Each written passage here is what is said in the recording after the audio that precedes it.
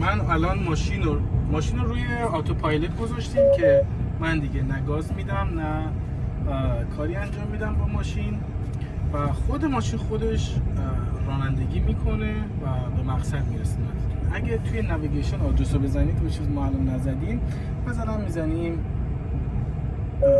گاوستون برای بسار، خب چون الان راهشو بلد نیست، الان دیگه راه خودشو بلد شد و خود ماشین شروع میکنه به رانندگی، یعنی ما هیچ دستی به فرمون نمیزنیم.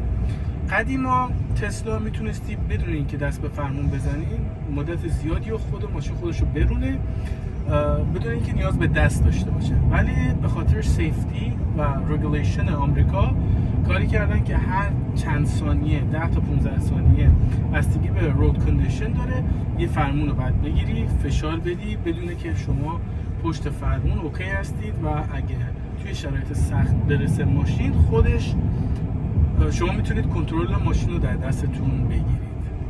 الان ماشین روی آتوپایلوت هستش و خودش میگیره.